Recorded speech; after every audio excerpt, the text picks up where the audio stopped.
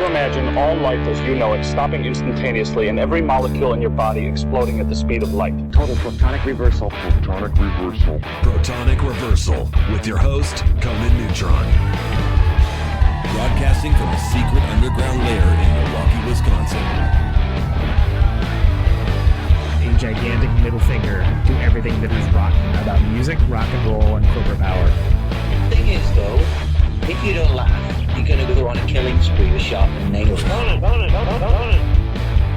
Confidence of a hero or a fool. I wasn't exactly certain which. Could not be more professional.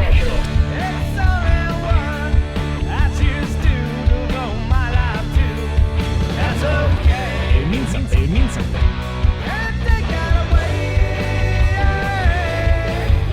You know, that's my take. What's yours? Protonic Reversal! That's like a science thing, right? Indeed it is. It is a science thing. It is a science place.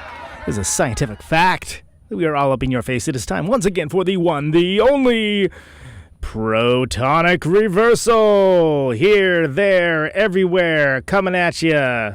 Not just weekly, twice, thrice weekly.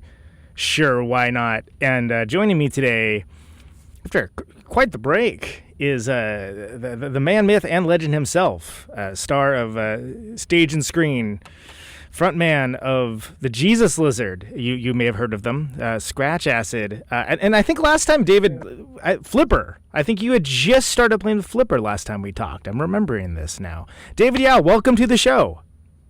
Hi, Conan. It's been a while, man. You're a busy fella, and that's coming from me.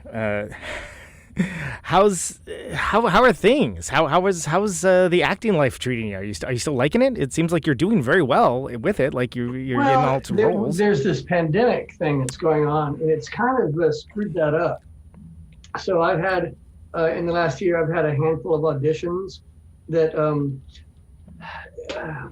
whether they went well or not, I thought some of them did. I didn't get the roles, but in I think October 27th, my manager called at like 10:30 at night and said, "Hey, can you go to Butte, Montana tomorrow?" I went, "Okay," and I went to Butte for 3 weeks and shot a bunch of episodes for a TV show called Bring on the Dancing Horses. And they shot 10 episodes. Wow. And then they're going to try and sell it to whatever network, which is a pretty ballsy move. I was going to say that's very bold. It's almost like out of a different time or something, right? Yeah. I mean, sort of like you don't have that level of assurance usually that anything's going to be sticking around that long. So, and Butte, well, and that's an interesting, I mean, I like Montana a lot. I'm a big Montana fan. So it's, it's there's worse places to be, but I mean, how do auditions go now? Is it Zoom? Like what does it even look like? Sometimes Zoom. Those I hate. They're awful. I would rather do a self-tape. Yeah. And there's a little company very close to where I live who does it, provides that service for you, and they're exceptional. They do a great job, and they're really cheap, and it's professional. And so. It's better than doing it in the living room with my girlfriend. Right, exactly. The cat's wandering into frame, wandering back out. Yes, you saw that one. Meow, meow. Yeah. We can't get you a bit part, kitty. It's not going to happen. Well, and it's interesting that, there is the ability, it seems, to actually shoot stuff. It's just you have to be incredibly prepared and take lots of precautions to the point of if you're any kind of indie production or not swimming in the dough, it's probably not going to be worth the effort. It's fascinating to me, like how any of that operates right now. Like how is new stuff like being created? If it's in post, maybe okay, sure, I get it. But well, in this instance, I pretty much, if I wasn't on set, if I wasn't shooting that day, I just stayed naked in my hotel room. And the only reason to get dressed is every other morning at about 7:30, I had to go have them stick a toothbrush in my nose to see if I had the virus. Was it like daily tests? Like you have to before you go on set? Every other day. Yeah. That's So that 3-4, I was there for 21 days. So yeah, it's 10 or 11 of those horrible tests. I mean, it's got to be difficult to concentrate on running the lines or concentrate on what's going on with all that preamble, right? That's a good point, because it was interesting. There was no one, I didn't get to really run lines, because usually, Okay. You run lines, and instead I just read them to myself out loud and then hoped for the best. And it all went okay, but That's got to be to put it bluntly, that's got to be unnerving, especially when you're trying to do something and bring what you bring to it, like bring like your heart and your passion and your talent to it, and you just have all these. It's like what is it? Is it the 5 obstructions? Is that what it is? It came out like 2003. It was Lars von Trier. The five obstructions. You had to make. Oh yeah. Like you had certain obstacles to overcome to do each one of those. It would be even better if I could remember like more details about it. I just remember it being like, oh yeah, that's a cool idea. Oh, neat, interesting. But not necessarily the modus operandi you want to do when you're trying to, just do the bare minimum of making something cool, I would imagine. Right. Has there been any corollaries? Because I think last time we talked, like you'd already kind of dived in full bore and done a couple features. But have there been any times that, being a touring rock and roller that has been firmly entrenched in that world, that you found that has come in handy with the acting, or that's come in handy with something around the acting or around a production? What, something that I learned from being in the music that would help? Yeah, in the music world, touring, whatever. I don't know. I may have said this to you before, but I don't remember.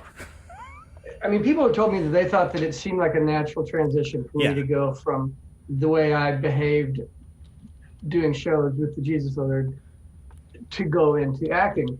I don't necessarily see that, because with the Jesus Lizard, I could do anything I wanted at any point.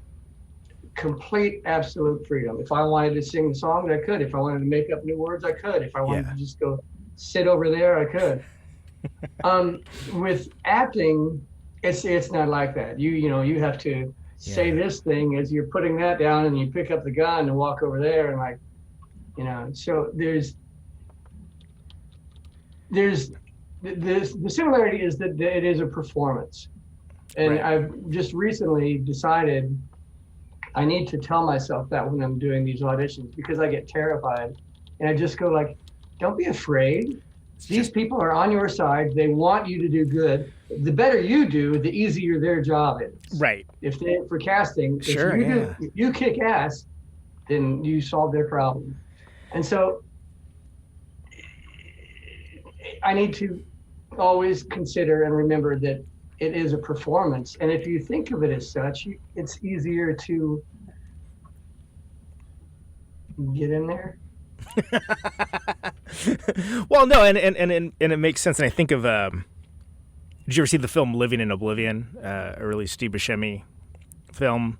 Yeah. And the actor who we are led to believe is like a Tom Cruise type, continually tries to improvise, but sort of just basically screws it up for everyone. And it's probably one of the most interesting studies I've seen of what it's like to make a movie, and the fact that everyone is sort of, it's an ecosystem. Everyone's needs everyone else to be doing their job and not necessarily working on their own things. Of course, there are productions that maybe that works a little bit with improvisation, but I think from the idea of it feeling extemporaneous, it feeling in the moment, it's a lot of work.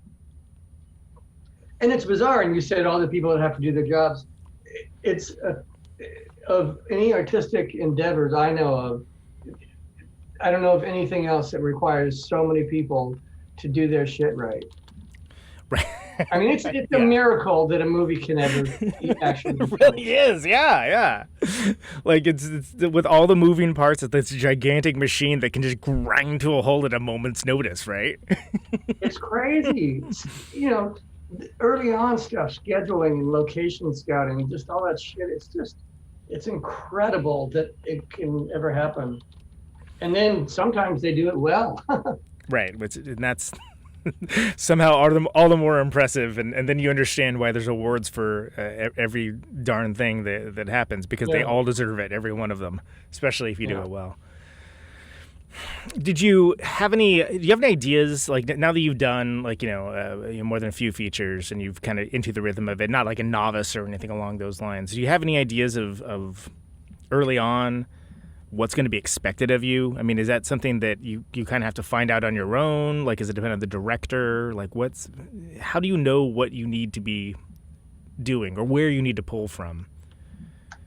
You don't have a clue. Are you talking about, like, in the audition phase? I mean, I guess in either one, in an audition or in production. In the audition, you cannot know what they want, because it's the page. It's what's on the page, right? And that's it. And you don't necessarily know. Yeah, and you interpret it the way you interpret it, and ideally, just make it as compelling as possible. There's the master classes. Yeah, of course they are. Yeah, absolutely. I signed up for that. Largely because Samuel Jackson's class looked really cool. It was like 5 hours and came with the 65-page booklet. And he was talking about in auditions, I don't care what you motherfucking do, just give it an arc. He's like, give it an arc, motherfucker. And it was helpful. I just watched Django Unchained last night for the first time, and I was blown away by just how awesome he was at being such a loathsome, terrible, like awful character. Where it's like, he's so good at being this bastard. Like he's so fantastic at it. Terrible guy. And do you find, like, with when you're acting, because again, you're doing a lot of, I guess, what's known as character work, right? Character actor stuff a lot. Do you find that you base that on people you actually know, or do you just pull it from someplace different, or people you have met or experienced? It varies. There's definitely been times when I, when in the early 80s in Austin, I was a landscaper, and the landscape foreman was a very enigmatic character. He was an asshole. He was a speed freak. He was stupid as shit, and truly amazing. He was really, like, he seemed like a character in a movie. And there's been a couple times when I sort of drew from him. In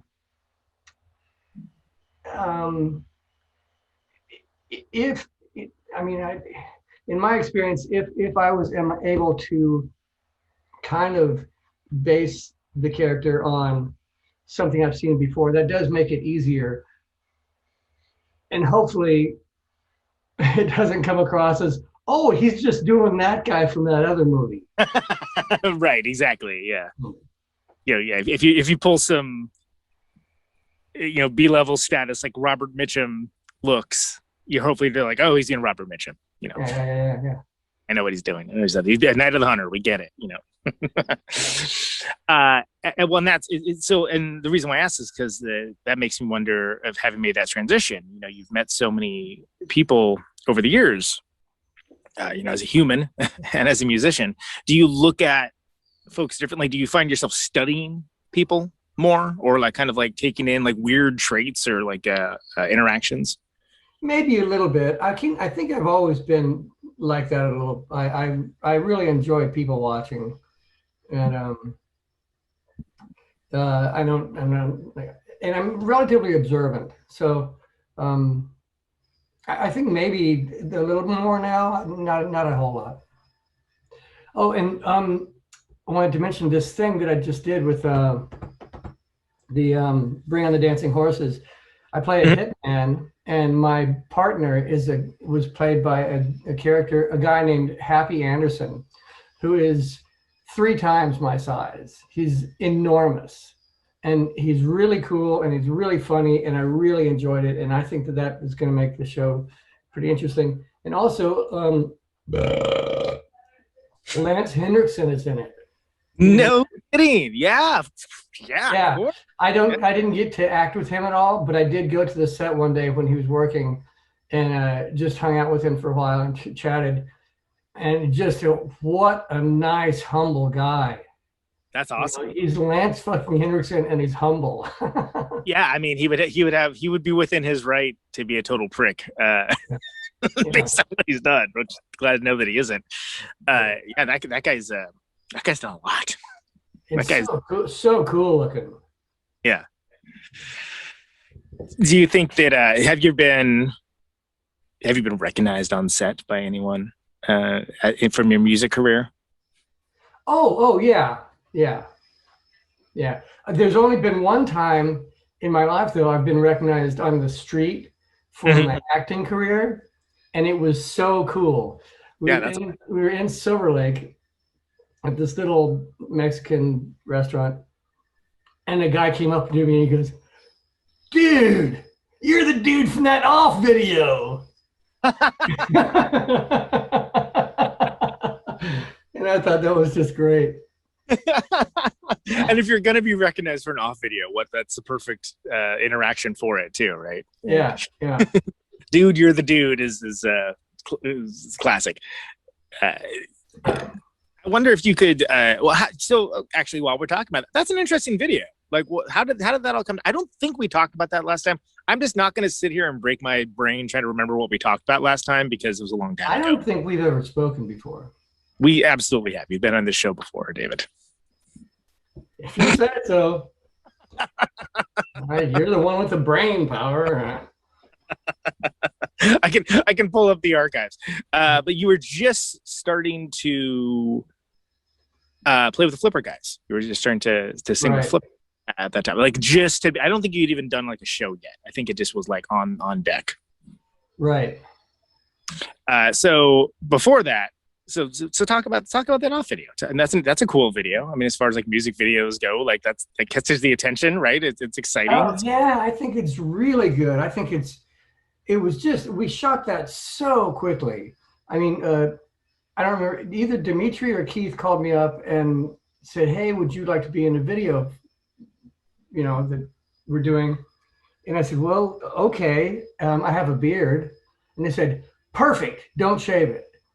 And I didn't know what we were going to be doing very much. And then we went to the hotel and shot the opening scene with Sarah McNeely. It was just terrific.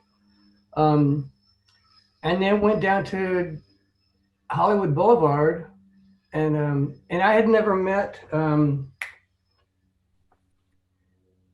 Jack. Yeah. Oh. Grisham. Oh, Jack Grisham. And he's the guy who beats me up.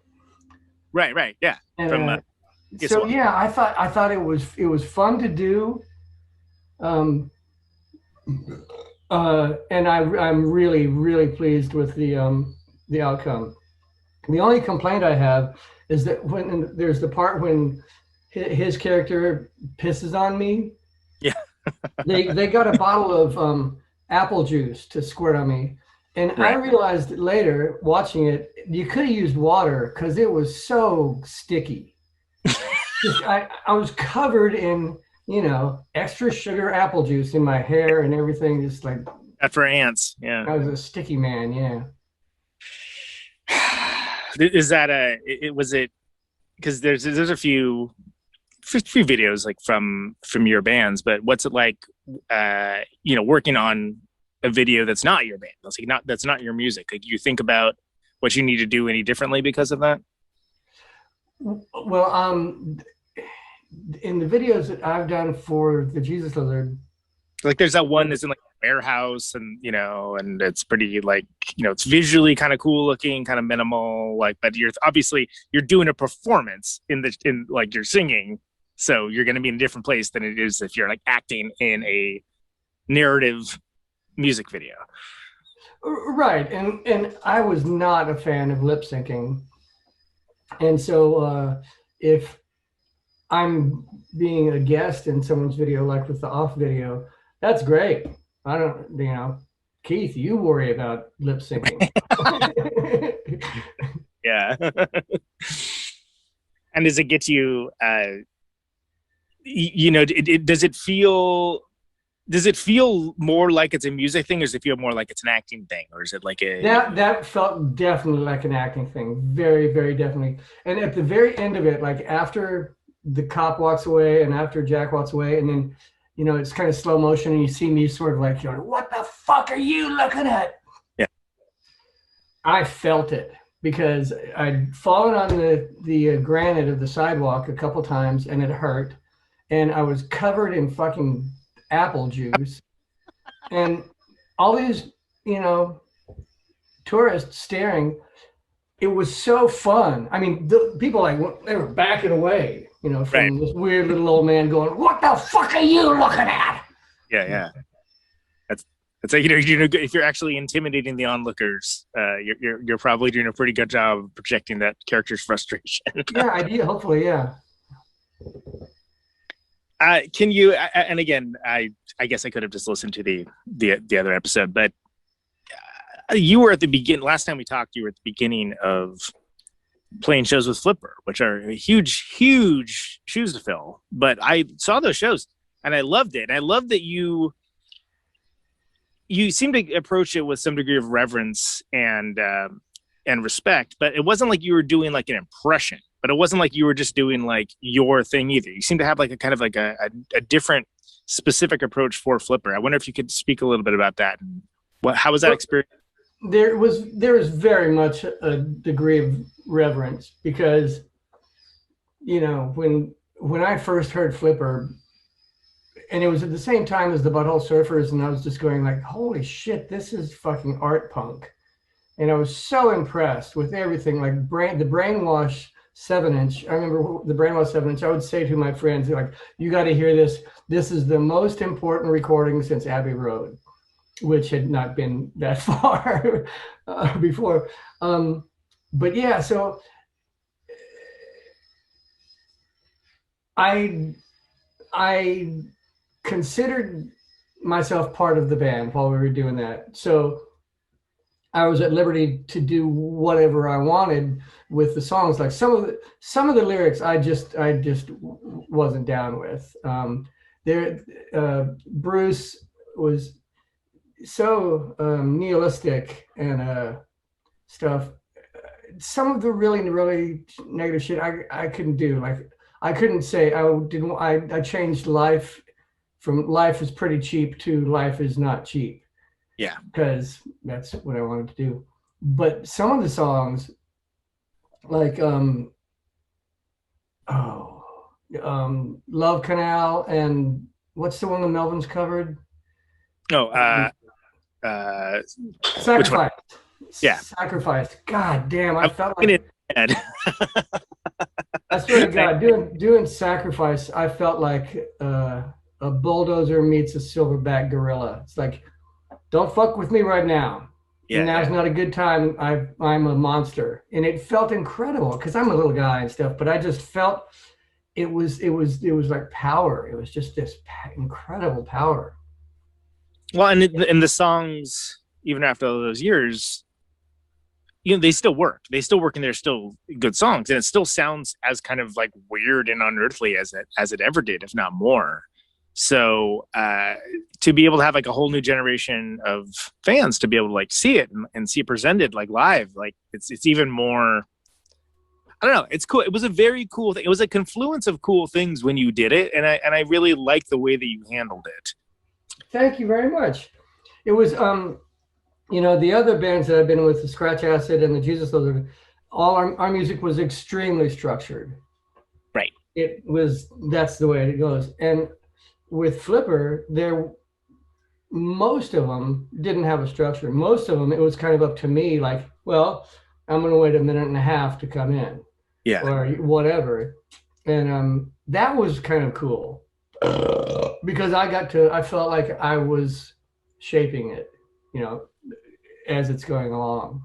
A bit of a different experience because you get to, and when you're also coming out from the place of being someone who listens to the music, so you know what it feels like as a listener as well. and you're not going to try to crowd it out because okay, I counted 4 measures. It's time to come in. It's yeah, that's not Flipper my here. forte.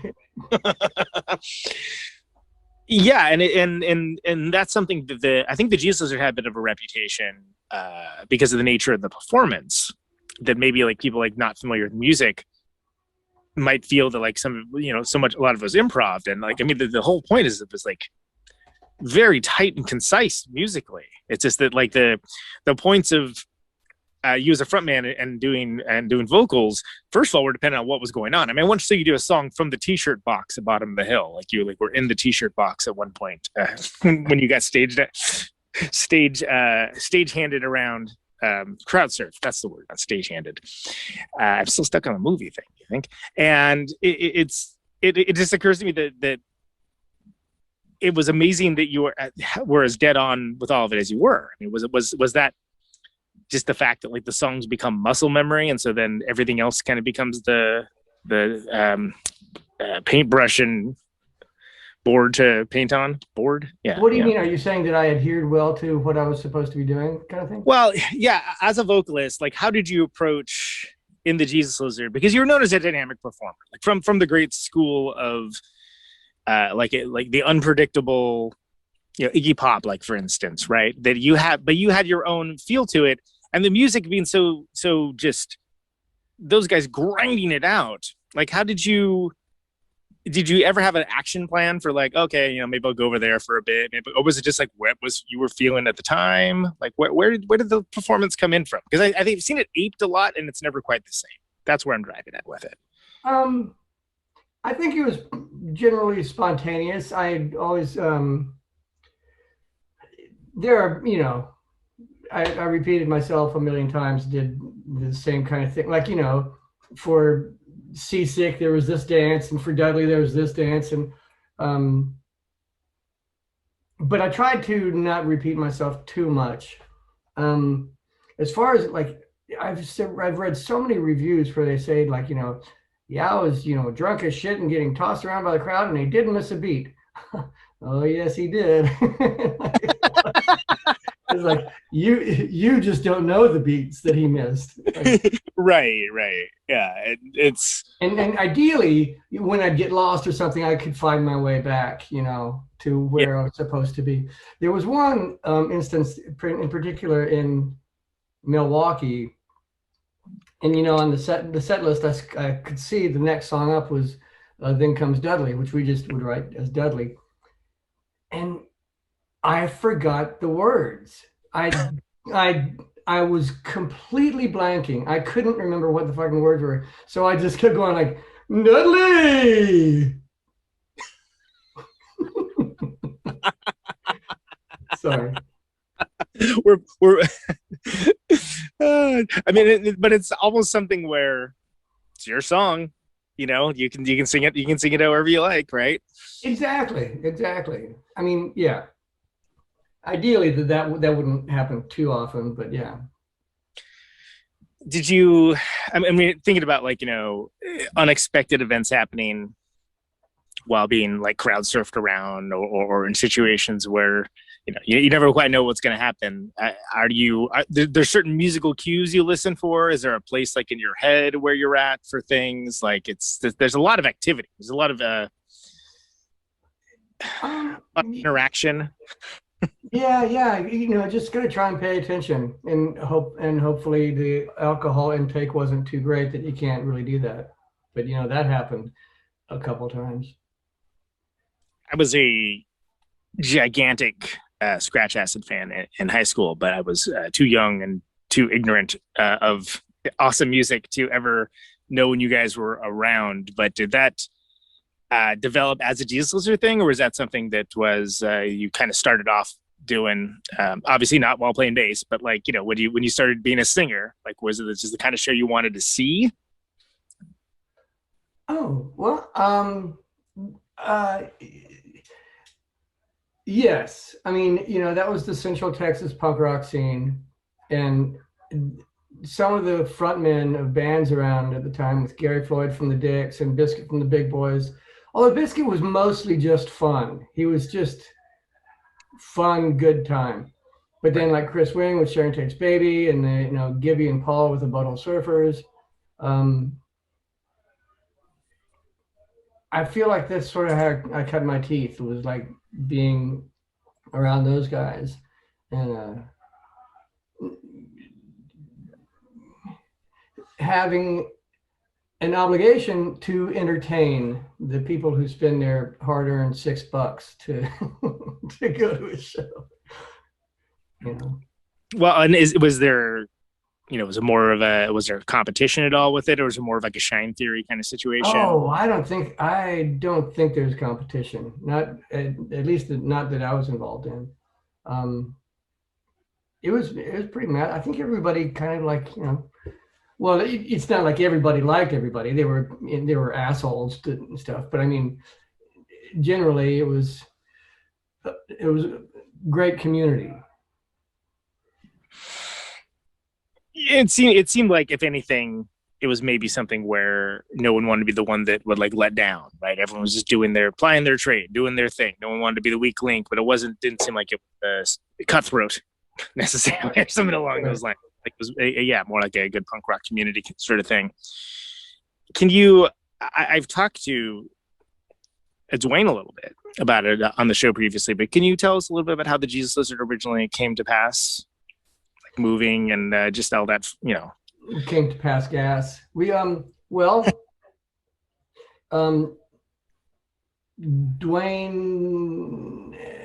he had been in a band called Cargo Cult, and then I guess that dissolved or whatever, and he had some ideas that somebody had offered him free studio time. I think he had like 5 or 6 songs. And he asked me if I would play bass on him, and I played it, and I was just going, I'm not a good bass player. Why don't we ask David to do it? And he said, "Oh, you think he'd do that?" And I said, "Yeah." And so we just recorded those songs, and at the time, there's another band that David Sims joined with Ray Washington and Steve Albini, and so he went up to Chicago to do that, and that sort of interrupted the whole Jesus Lizard thing. And but their band didn't exist very long. I think it was like less than a year, 8 months or something like that. It wasn't very long. They just put out the one record, and that was Este Finito. Yeah, and so then we said, well, how about we have Dwayne come up to Chicago, and because I had moved to Chicago with David, and we could just record these 6 songs and put out an EP and be done with it. And so we did that, but then sort of decided, hey, what if we made it a band? And when I was living in Austin, I had seen 86 from Atlanta, Georgia, and Mac McNeely played drums in the 86. Oh, yeah. And I was floored at the way he played drums. Yeah. And after the show, I introduced myself and said, if we can ever, it's such a sort of a cliche thing to say, if we can ever work together, we should, which I've never said to anybody else. Right. But I said that to him. And then, so when we were going to be hunting for a drummer, we had a short list, and I mentioned Mac, and I said, I'll get in touch with him and see if he wants to do it. And we sent him a tape. We sent him that first record, Pure, which I thought he's not going to want to do it with that drum machine shit. Yeah, because the drum machine was pretty. And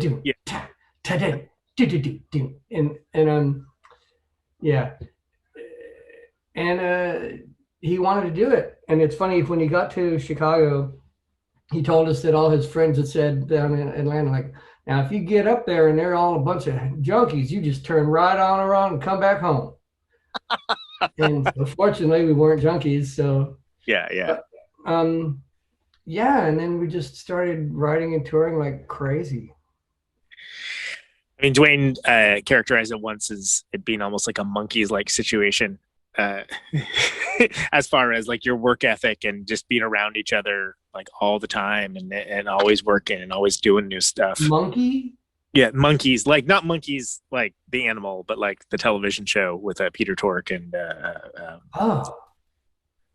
that's what, because of I didn't know they did that. Oh, because of the TV show? it's a TV show about the band, and it was like okay, right. they're trying to capitalize on the Beatles, but Right.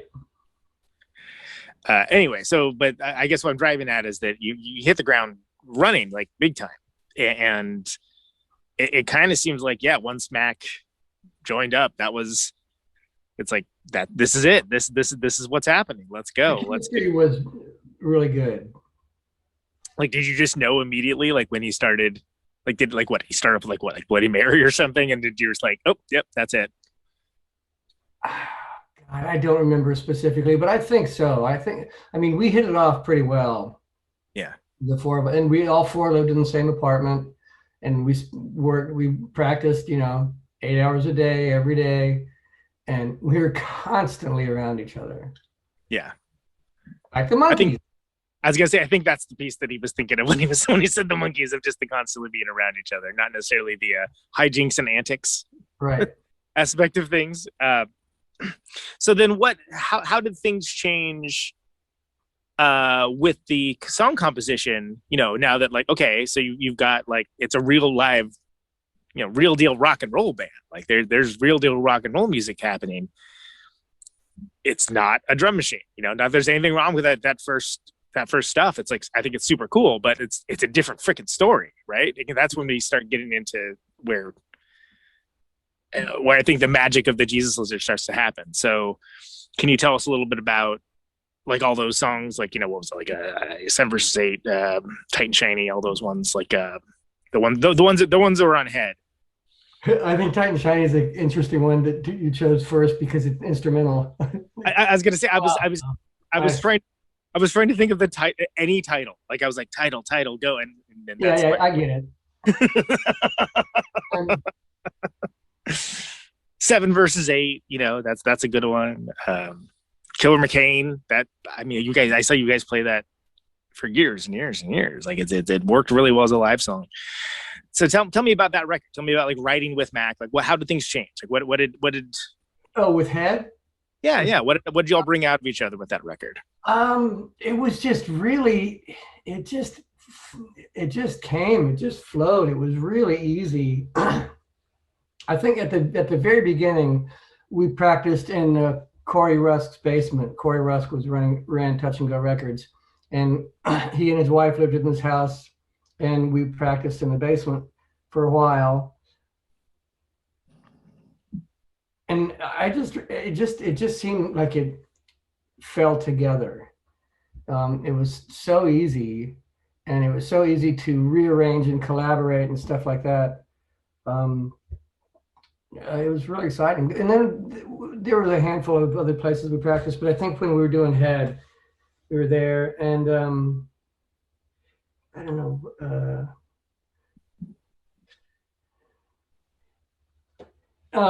We were talking about, excuse me, when I was getting tossed around or, excuse me, or whatever, trying to keep my place in the song.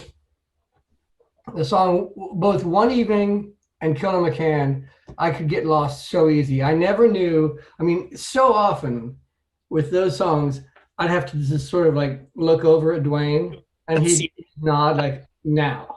And yeah. I mean, that even on these reenactment tours we've done, like, I don't know, does it do it 2 times and that come in, or is it 3 times and that come in? I don't know. Well, because the arrangement's so intricate and there's so many, kind of quick shifting, that if you're not, sitting there as an audience member looking at what's being played, it's just you're gonna be in the moment, but then you're gonna miss your exit on the freeway, and then, like, oh, whoops. But Dwayne has always been so cool that way. Like, he would just do something. He'd lift his guitar or something, or just, he'd just do something really subtle, and he would help me out. And he never complained about that. He never said, I shouldn't have to do that, David. It's your fucking job. Right. He never did that. There's a song on that one, Wax Eater, which actually is one of the songs that has a band has named themselves after, which is a certain type. Yeah, there's a band called Theater, and they're good too. There's some backing vocals on that. I think it's the Manger Men's Choir or something along those lines. Who's doing backup vocals in that one? Who's the other vocals? The four of us. Okay. So why is it the Manger Men's? I've always this may be like stupid or maybe like not important, but I've always wondered who that is. Yeah, it was the four of us, and something. Is it like a?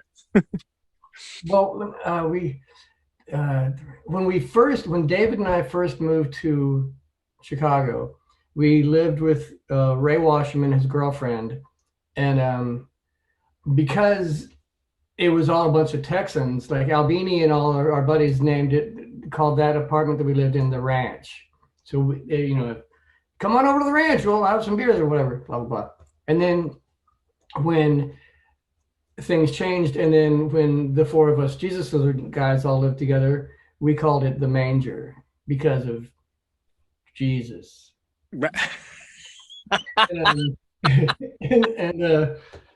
And so that's when we had the little backing vocals, we just decided to call it the Manger Men's Choir.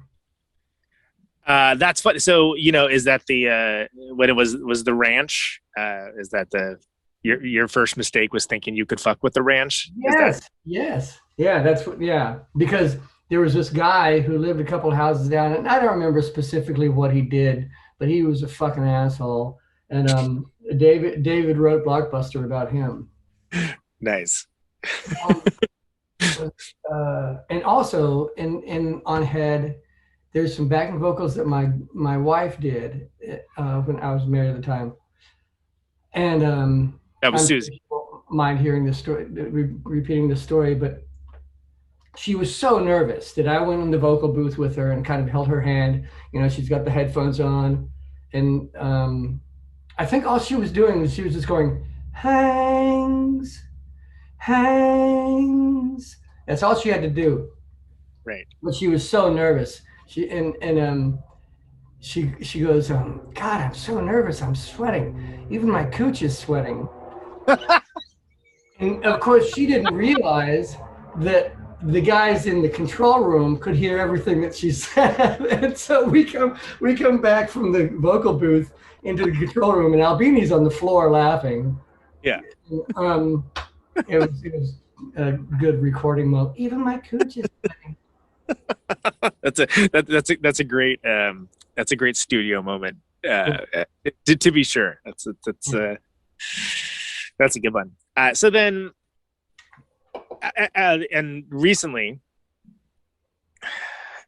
30 years ago, is when Goat came out, which is a record, the second full length, very iconic record. This is a record that has inspired a lot of people, that a lot of people still listen to this day.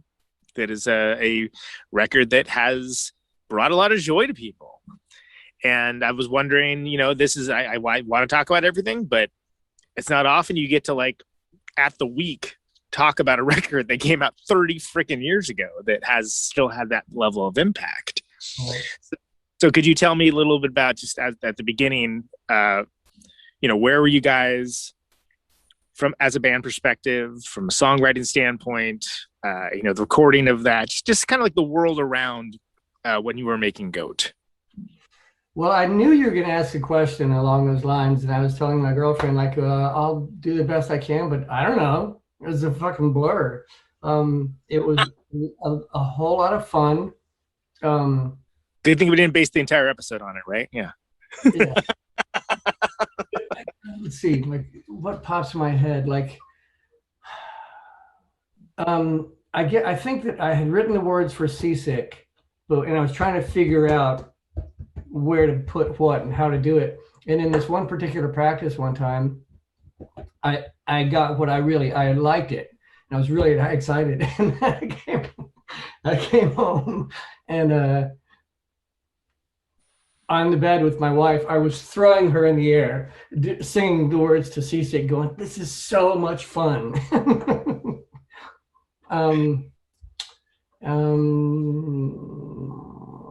Is Monkey Trick on that record? Yeah, that's like halfway through. That's like, I think that's good. Okay. A lot of people think that that's me doing that scream at the beginning. That's so great. Yeah. That's Santiago Durango from Big Black in Arsenal, and originally I wanted a little girl to do it, like, you know, a 9-year-old girl, because they just, when they scream, it's like a whistle, and it would just like be really, really piercing and stuff. But we didn't know any 9-year-old girls. Well, I think David did. But that was a joke. But Santiago just happened to be hanging out in the studio this day, and I said, "You can you scream pretty good?" And he said, "Yeah, I can scream pretty good." And so, you know, I explained to him what I wanted and where I wanted it to be, and just pointed at him, and he did it one take, and that's that. That's awesome, and that's like that's an all-time, you know, person screaming on a record scream for me. That's like pretty great. It's a pretty great scream. I concur. I wish it had been me. or what was it? Who? Agent Orange? Who did? Oh yeah.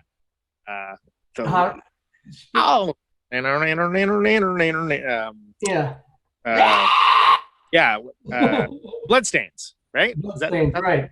Bloodstains, sheep fields, fast cars. Yeah. I met that guy, and I said, "Wait, you're the guy that does that scream?" And he said, "Yeah." And I said, "Man, hi, good to meet you."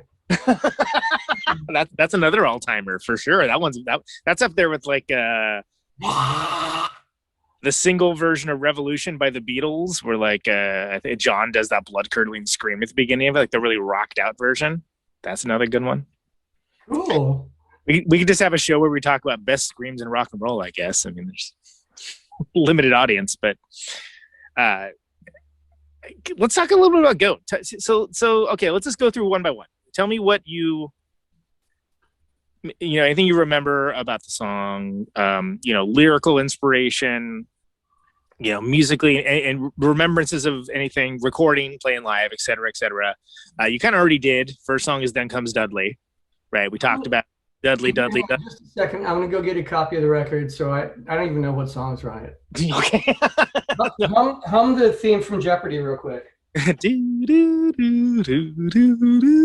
wonder if this would get copyright violation. Probably not. Maybe. Of course, this is not Jeopardy. This is Protonic Reversal, and we are talking to Mr. David Yow, talking about Goat on the 30th anniversary of that record. And we're going to be talking about the first song on there, which of course is Dudley, Dudley, Dudley, as you know, the definitive Milwaukee live version was. Then Comes Dudley is the first one, David. Okay, yeah, I couldn't find the record, so I was just gonna. I can send you here. I can. The internet. It's a some show, isn't it? Okay. So first song, did you know that Then Comes Dudley was going to be the first one? No. That, you know, sequencing was always done.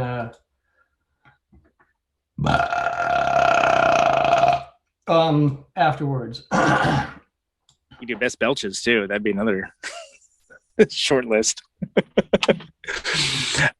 So that's what, you know, that one starts out, you know, you got that like that killer bass and drum intro. Yeah, sort of Peter Gunnish.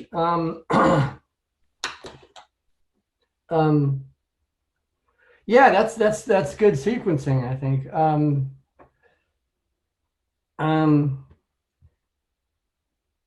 I mean, what did you have? Did you have the title first? Did the title come later? Like what?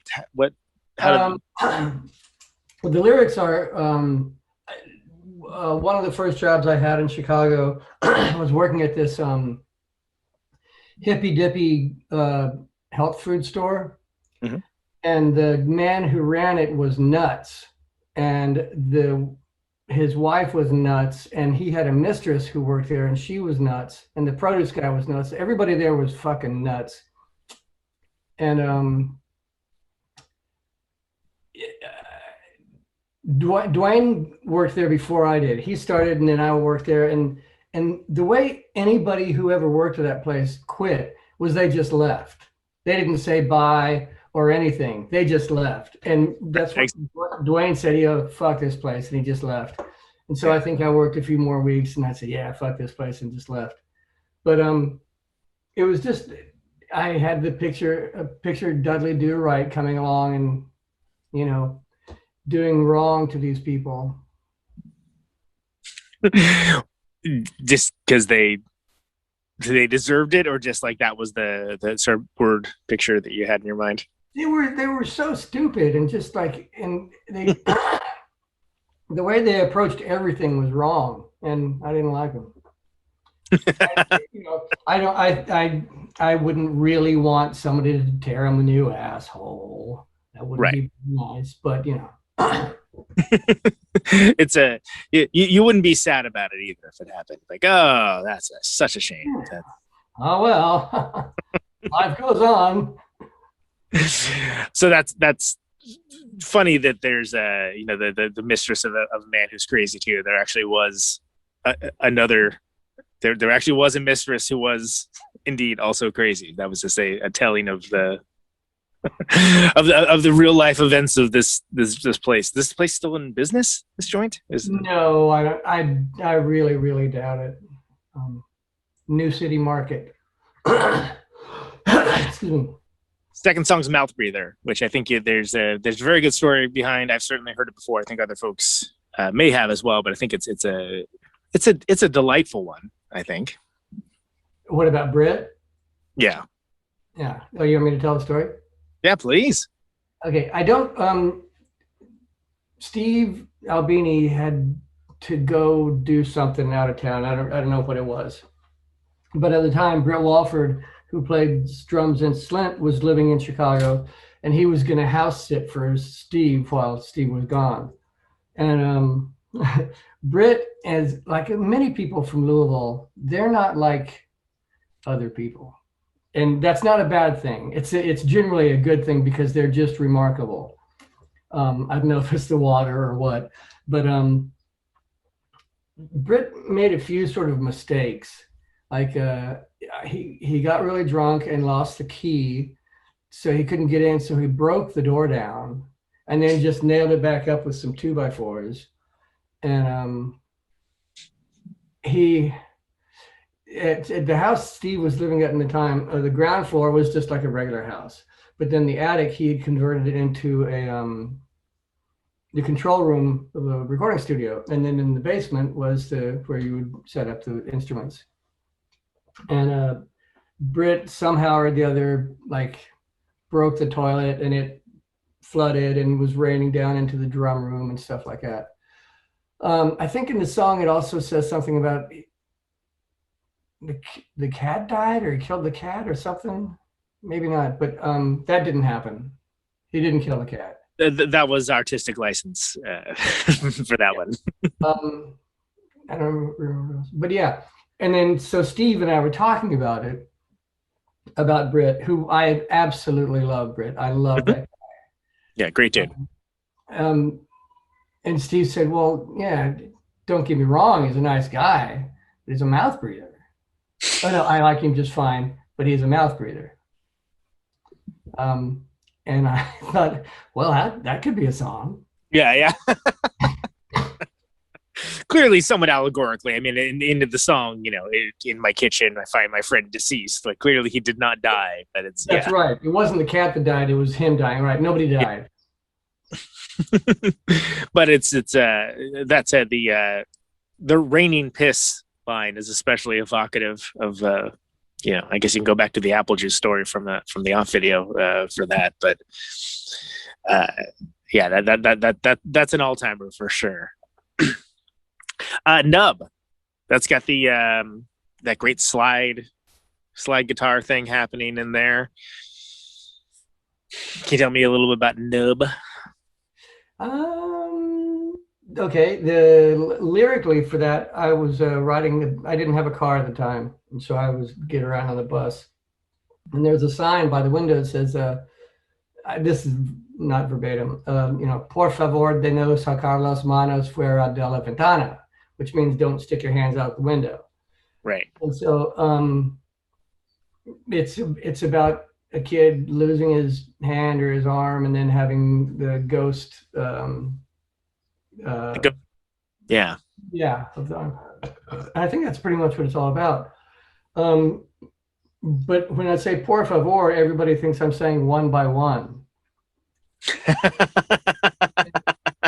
We did a video for that song, a guy named Brad Sellers. I thought it was a really cool video, especially with the slide going back and forth. There was all this sort of back and forth motion in the video. And that is a pretty cool. That is a pretty cool look. I think I remember that one. That's when there's a cadaver on a autopsy bed.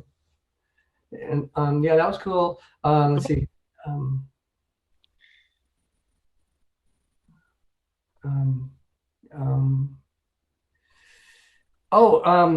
When you remember when Scorsese did the Aviator with Leonardo DiCaprio? Oh, of course, yeah. My girlfriend's brother, who I've been friends with for years, at the time was editing trailers. That's his job, and actually, he even got to come up with ideas and stuff. And so he made a trailer using Nub for the Aviator, and the Howard Hughes giant plane would come swooping by and was going, and it was really good. It worked really well, and it almost got used, but the Weinstein said no. Oh, damn it! That would have been perfect. I don't think it would have been in the movie. It would have only been in the trailer. Well, even still, I mean, if you're talking about like an exciting part to be like, oh, whoa, that looks awesome. I mean, that kind of gives you a statement of intent, like kind of at the jump, doesn't it? So, great. Makes for a good trailer. So it's too bad. Weinstein's. Seasick after that. So we talked a little bit about Seasick, but let's talk some more about it. You talked about being happy when you kind of figured out where the words in that were going to go, right? That was it. Yeah, and everybody thinks it's I can't swim, but it's I can swim. But that consonant sounds like the T. It's like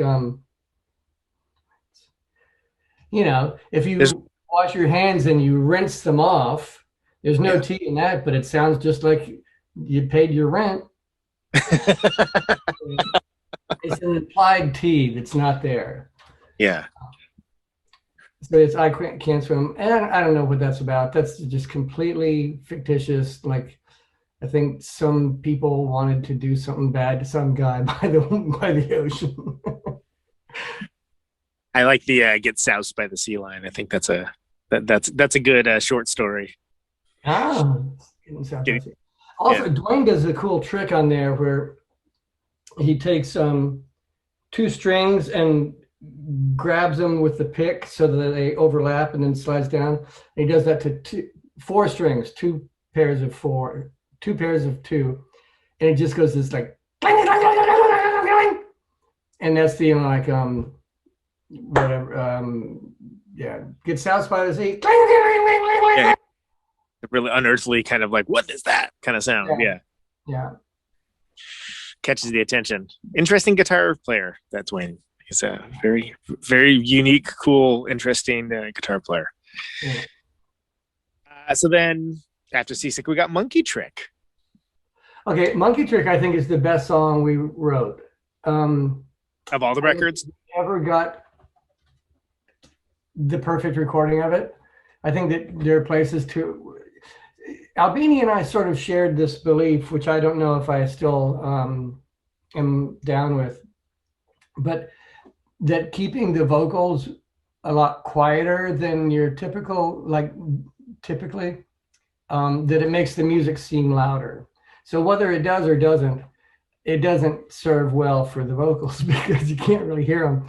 And I wish that on Mouth Breather, there's a couple parts where I wish that I had been a better singer and able to hit particular notes. Yeah. And I just feel like that song, we should have recorded it under like 20 different circumstances and then picked one and said, wow, this one's great. Yeah. Because if it's, I mean, it does seem like it's a bit of a. I think you can play that song for people and reasonably say, yeah, this band, the Jesus Lizard, this is what they sound like, and like you wouldn't be wrong. Like it would be a great. Yeah, it's sort of, I think at the time we were going, man, this is epic. Yeah. Well, it does have a sense of that there is a kind of adventure to it, despite it not being a very long song. It's like there's that line, tonight at the knife stick-up place. Oh, you want to know what that's about? I would love to know what that's about. Yeah. What's going on? I had become friends with Martin Atkins, the drummer. Martin. Yeah. And he lived down on the south side of Chicago, and I was helping him with some drywall work. And I had borrowed my girlfriend's little Sony Walkman or one of those kind of things. Mm-hmm. And there was nobody around. And then this guy who I guess he was acquaintance with Martin, but not a friend or something. He said, he said, can I look at that? And I said, sure. And he'd look at it and he put it in his pocket and started to walk away. And I said, what? Hey. And he pulled a knife out. And I said, you know what? You can keep it. But yeah, he took my wife's, I think, were we married at the time? Yeah, we were married. Took her Sony Walkman. So that's tonight at the knife stick-up place. What was the tape or the CD or what was being listened to? Probably a practice tape. Yeah. That guy was David Geffen. That's funny. Well, and that, there's a lot of kind of, it almost seems like a noirish mystery sort of story that you kind of like you get in and out of with the lyrics. Was that the intent with writing it, or were you just kind of putting things together that you thought sounded cool? Putting things together, because the part about body parts all over this town in Austin, before I moved from Austin, there was this murder, and somebody they'd cut these bodies up and throw a hand in the dumpster over by the university, and then a leg and the thing across town and stuff. So that's what that's about. And then the I spake as a child. Yeah. My father was he was pretty clever. He was a wordsmith and stuff. And he was an Air Force fighter pilot. And I don't remember exactly what the situation was. I think it was some sort of not an IQ test, but like a personality test or something. Mm-hmm. And there was a fill in the blank. It was saying, and the sentence was, when I was a child, blank, blank, blank. And my father put, I spake as a child. I just thought that was killer. It's a good line. I mean, it's you're like, wow, what does that mean? Like, what is that? That's cool. It gets the attention. That's good. I mean, were there because there's other recordings of that. I mean, I think there's like, there's the show version of that's on there. There's isn't there like a single version or something of it? There's like some alternate version. I think there may be, and then it's also on Club, right? That the thing that Henry Young's put out. Yep.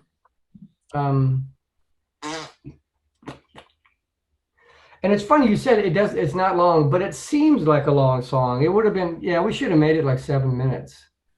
Yeah, it's just slightly over 4. Like it's not long at all, but it's just so big in scope and scale. I actually use that as an example of how you can make something sound big in scope and scale without it necessarily being a long song. So how about that?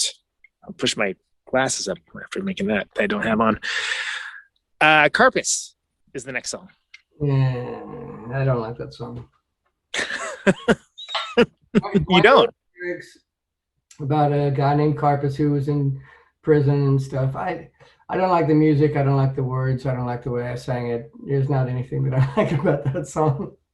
Interesting. So did you ever is it something that you at one point did like it and you ended up not liking it later on, or you just always kind of like, whatever, this one's fine? You know what? I take it back. The music, that did and the sort of weird lilting thing that Dwayne's doing. Cool. Kind of like I think I'm saying that because I don't like my part. I'm not happy with my part. So, Yeah. And I don't really have any incredible memories about it. Okay. But they don't all need to have that. So what about Southmouth then? Southmouth. Okay. How's that one? I don't know how to go with that. You'll have to ask. Yeah, that one. You know, it's got kind of some swing to it a little bit. You know. Oh! Did you see somebody covered that just recently? Did you see that? I think it's a guy like playing in his car doing that song. Oh, really? It's Wow. really good. It's really good. Or no, fuck. Hang on. Maybe it was. Where was that? This is where having a producer would be nice, where I could just make them chase it down. Say it again. If I had a producer, I'd just make them chase that down right now, so we wouldn't have to stop the show. You have a producer? No. Oh. I'm talking about things that I don't have that would you know. Hey, here's two dudes searching for a thing on the internet. See who can find it first. Nope, that ain't it. What helps if I spell it right? Well, see, I think I have it on my computer because I think I've got it in my iTunes. But that's the Jesus Lizard. What's this one? Okay, yeah. It's the band I think is called the Temple Street Resistance. Oh wow, okay. And they do, it's kind of it's almost Wow. yeah, it's like folky. Do I have to ask you to cut the cackle like a snake in the Southbound? Couldn't help it. Yeah, Wow. I recommend it. It's the Temple Street Resistance. They did a record called Devil, and they covered Southmouth on it. I had no idea. That's brand new to me. That's fascinating. Wow, that's really cool, and it works in that as that arrangement too. Like it works. Yeah, like it's good. It was cool. I like what they did. I mean, that's the one. I refer to it as the "Hey Sometimes" song because that's like the "Hey Sometimes" a bunch at the end. And there's other stuff too, but that's what I could make out as listening to my worn out second generation cassette. Right. And that was that. Actually, that song was fun to come up with because, like, hey, sometimes we act like animals, like we act sometimes like little girls, which wasn't necessarily in time with the music, but I sort of tried to make it work. I think maybe they go 8 times and I go 7 or something like that. I'm not sure, but yeah, that sort of weird math kind of. It kind of like it comes in and out of time and kind of just follows its own. its own. I mean, as a listener, it's pretty cool. It's pretty cool sounding. Like, so, mission accomplished as far as that goes. Thank you. Lady Shoes. Let's see. Okay, Dwayne used to work before I met him when he lived in. I think he was in Detroit. I think the shoe store was in Detroit, but he used to work at a shoe store and then flirt with ladies when he's selling them shoes. I think that's, he'd call them like a, honey bunch and sugar pie and cheesecake lady. So he named it Lady Shoes, but it's about a dream that I had that is just weird and disgusting, and a bunch of horrible shit happens in it. And But yeah, there's like a nurse killing babies with like a hammer or something in that song. I mean, it's pretty rough. Like, and then the doctor comes in and pops a boner and jacks off in her cap and stuff. Right. Oh, you know what? There's Lady Shoes, and there's also a joke I made up that was a dream called the penguin joke.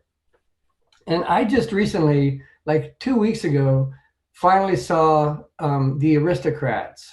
oh yeah, yeah. How'd you like it? Yeah, I enjoyed it. I did too, but because I didn't know that joke and I hadn't seen it in anything and how they stretch it out. That Lady Shoes and the penguin joke, I think, well, wait a minute, I thought I invented this kind of shit. Where it's just like you just make this most ridiculous, asinine, terrible shit that just keeps dragging on. Yeah. I'm hurt that that existed before, but I didn't know about it. I think that's The Aristocrats is the best example of Gilbert Gottfried being his best Gilbert Gottfried and like being the man for his time. Yeah, and also what's the guy from Funny Home Videos? Yeah. Oh, yeah, that guy. I know who you're talking about. His name's not springing to mind, but it's. But he is the best one. Bob Saget. Because he was a real filthy comedian, has always been a really filthy comedian, despite like being mostly known for this, ultimately rather wholesome show where people frequently getting hit in the balls with stuff, but wholesome. And when I first moved to LA, my wife and I lived in Santa Monica, and we went to this grocery store that has an elevator. Mm-hmm. So we were on the floor waiting for the elevator, and the elevator opened, and there were probably about like 8 or 9 people in there. And Bob Saget was one of them, and he was tall. He's like heads above everybody else. And he and I made eye contact and just sort of like smiled. And then they got out of the elevator, and our little bunch gets in the elevator, and the doors close, and one guy goes, "Was that Bob Saget?" And then we all burst out laughing. That's awesome. So then that rounds out the non-reissue. The record as I generally know it, which is Rodeo and Juliet, which ends the record. Okay, I barely remember anything about that. I think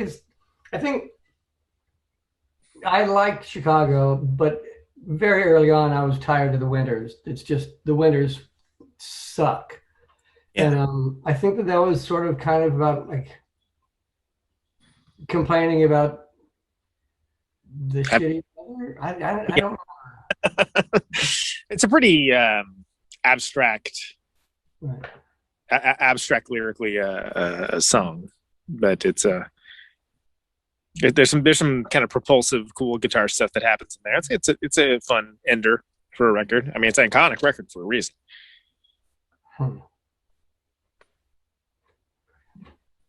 And it's kind of like Romeo and Juliet. Yeah.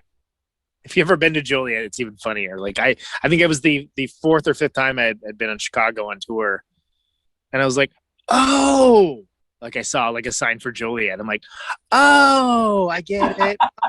Oh. I was like, did they just spell that wrong? Like what? I just whatever. I didn't know. Sorry. That's but, like it was a joke that I got the punchline of like years later, basically. There's another town that we played a few times, and I got a kick out of it in Peoria, but I always called it Peoria. Did they like that? No. The Peoreans. I don't think they did. They didn't care for it. You know what? I take that back. I bet the ones who heard it come from me probably liked it. Maybe right. Maybe they had a sense of humor about it. Yeah.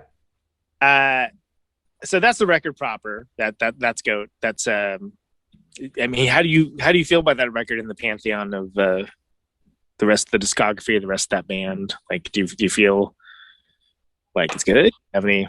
Yeah, I'm proud of it. I've always felt like Goat and Liar are so much brother and sister. They could have been just a double album, Yeah.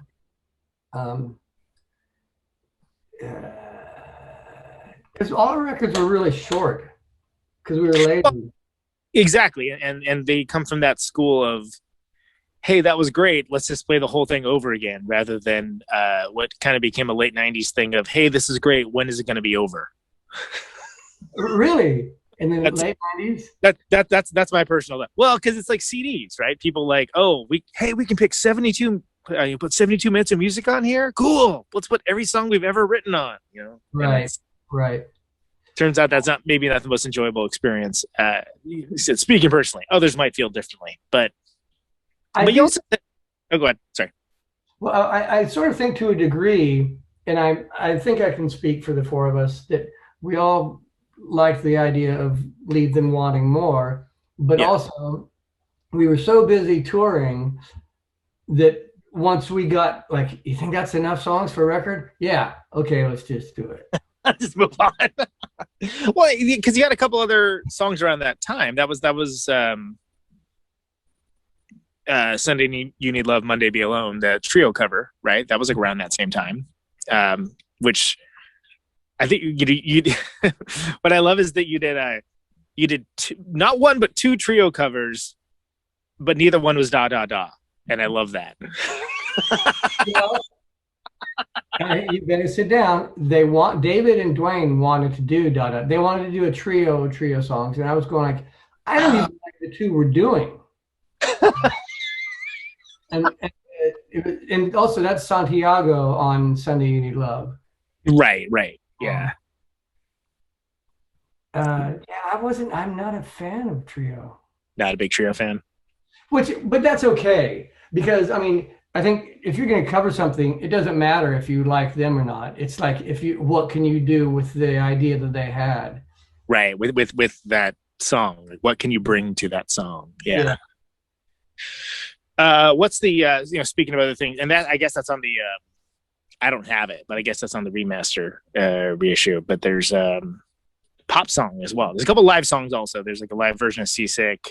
That's where I was thinking of the other version of Monkey Trick.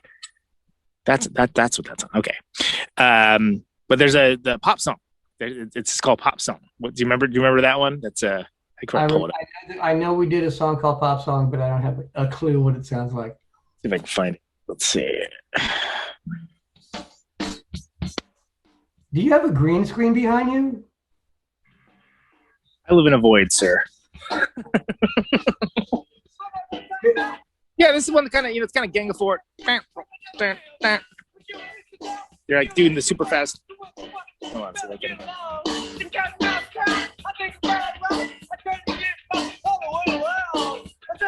I think I've ever heard that.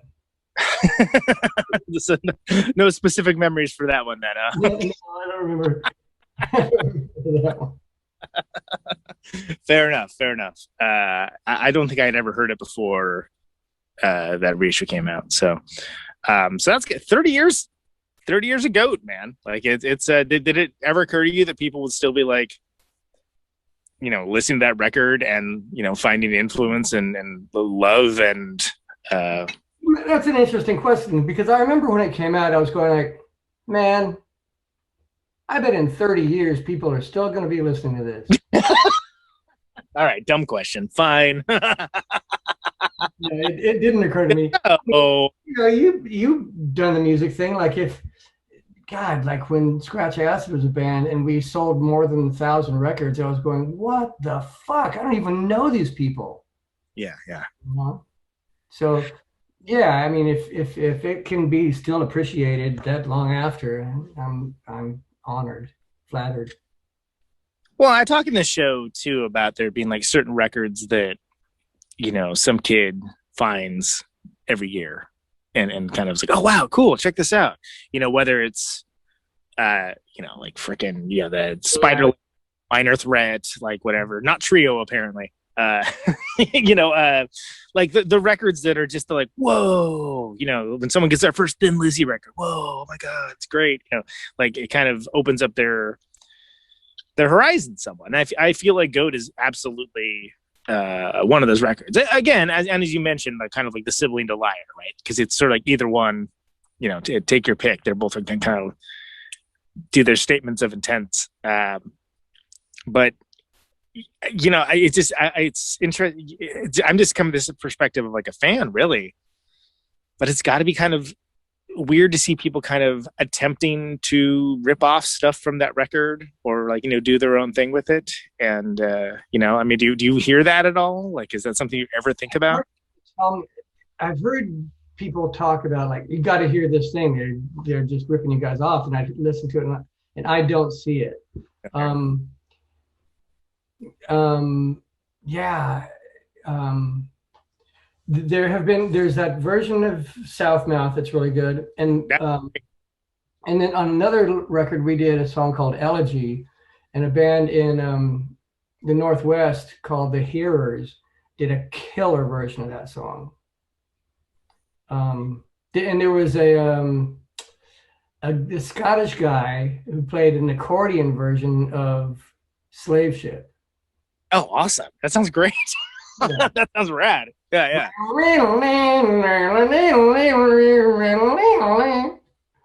Well, and there's the Jazzist Lizard, right? That's brilliant. Yeah, I did a show with those guys. Yeah. How did that feel? Was that?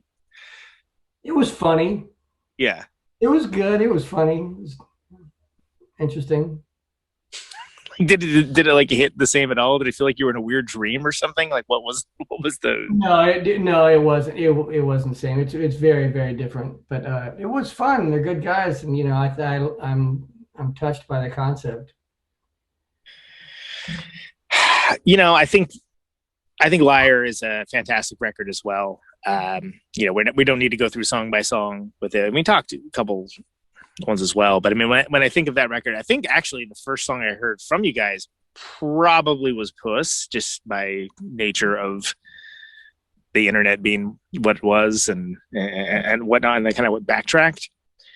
Where were you guys at like around that time? I mean, it's sort of like that. That's a great, like, just like a 1-2 punch of like Goat Liar. That's a band of top form, at least from the outside world. Did you feel like that was the case as, on the inside? Did you feel like you were doing good work? It hadn't gotten old or anything, right?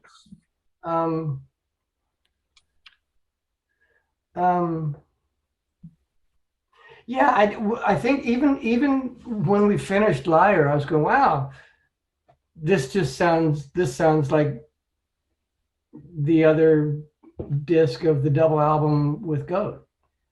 I mean, I always said, we can't play Gladiator and then comes Dudley right next to each other in a set because it's the same. Because they have a similar sort of feel. I can't think of them off the top of my head, but there was a handful of songs where I said, we can't have these next to each other in the set. Right. It would because they sound like each other. It would be that there's the contrast and simile, but it's like there's too much simile in there. It's a little bit too simple. But I mean, also, like Christ, like that's another one. Boilermaker is a totally different type of intro. That's a great intro to an album. It's a very different kind of intro. That's true. It starts immediately. Yeah, just boom. Did you see David Yow, the TV show of Get Shorty? No. So, was it wow. a series? Yeah, it's on. I believe it's streaming on Amazon Prime. It's got Chris Dowd from IT Crowd and like a bunch of other stuff. Really, really awesome dude. There's a scene at a motel karaoke bar, and the woman that he's talking to does karaoke to Boilermaker. Yeah. I'll send you the video. It's amazing. It's because it was one of those things where I was just watching and I'm just enjoying the show. It's a good show. It's a show. I like it far better than the John Travolta movie, which I don't dislike, but I think the show kind of just has a kind of a cooler take on it, and the longer form allows the story to be explored. But yeah, just apropos of nothing, they're having a karaoke night at this motel karaoke bar, and she's Boilermaker. See that. Well, Dan was in the movie, right? Yeah. So this is so it's not the movie. It's an Amazon. I think I don't know if it's commissioned for Amazon Prime, but Amazon Prime definitely has, and it's a good show. It's a really solid show, and it's a good the whole thing is he comes from crime, like he's trying to not do crime. He's trying to like do movies instead. So that's the conceit of it. But I think it works as a good just kind of fish out of water, like Hollywood kind of thing also. But it was sort of like just like how the beginning of that song is like a punch across the face, like seeing that in this show was like a punch across the face. That's Whoa. pretty funny. That's pretty Yeah. funny. Have you seen It's Always Sunny in Philadelphia? One of my favorite shows of all time. Yes. See, I hadn't, about maybe 2 years ago, I don't know, time is such a fucking blur now. I did this audition for that show, but I had not seen the show. And the role was for this guy, an Austrian guy who refuses to speak English. And he like digs at his feet with a knife or a spoon or something. And at first, Danny DeVito is offended by him, but then they bond on like digging your stuff. And so the audition, it just said speak German. It doesn't matter what you say. because I speak a little bit of German, but it doesn't make any sense. But I can say things like gehe links und dann rechts und dann geradeaus. Nein, das ist nicht mein Gepäck, which means goes left and right and straight. No, that's not my luggage. And so I was just doing that shit and being gross. And they'd said, the casting director said he's just disgusting and stuff, or he's really gross. And I was doing little noises and whatever. And she interrupted the audition and put her hand on her chest and she said, "Oh my God, you're disgusting. I love it." And so it was really good. It was really good audition. But I don't know if you remember the episode. It was an old white Austrian guy and his son, and they'd leave on a bus. But they wanted somebody older.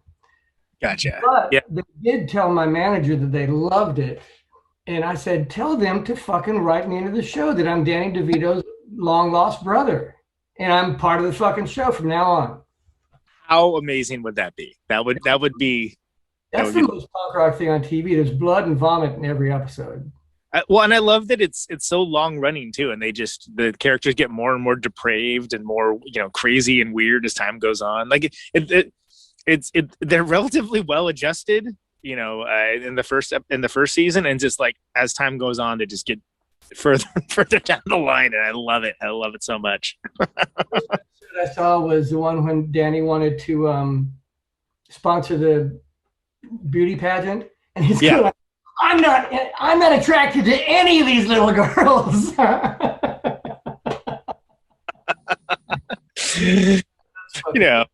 The Nightman Dayman thing. It's such a brilliant show. It's a show about dumb people for smart people, I feel, as opposed to a show about smart people for dumb people, which I could name that show, but I'm not going to. So think on that, everybody. But so then, okay, so Liar, more rocking, there's some different kinds of songs, stuff that's on there. You did this, Christ, I forgot about you did the split with Nirvana, because you've been planning that for like a while, but like before it was like Nirvana was, at the level they were at. Right, it got dragged out just because of paperwork with them and Geffen and stuff. Yeah. Was that because Jesus Lister was a very idiosyncratic band and had your own voice and your own audience. I mean, was there ever any, were you just keeping your head down and doing your thing, or was there ever any sort of like thoughts of like, well, maybe this, okay, they are seeming to let the weirdos in a little bit here. Like maybe this could be like a bigger thing, or were you just worried about keeping it sustainable, or were you not worried about any of that at all? Well, when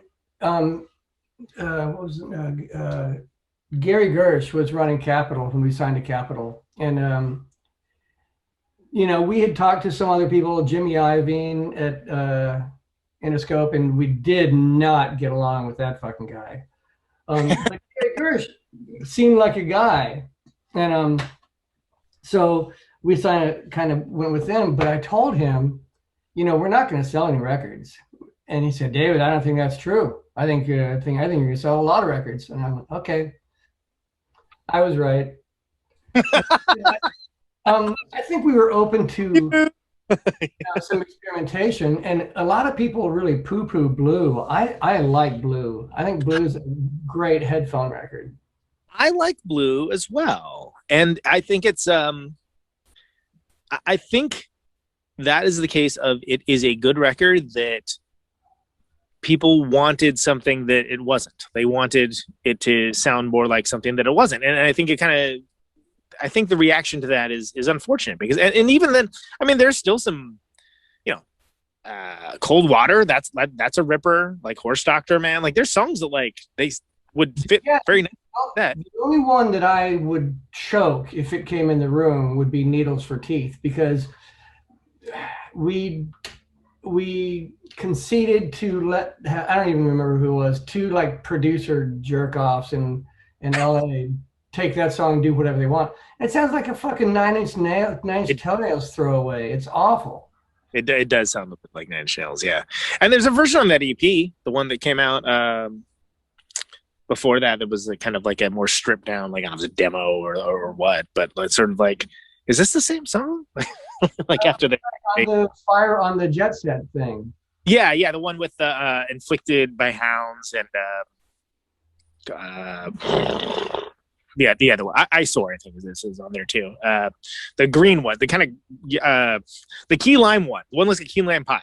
Yeah, and there's a headless person with a gun. Yeah. I did the artwork for that, but I forgot. We forgot to name it, and I don't think we ever said, well, what do you want to name it? I think we just forgot.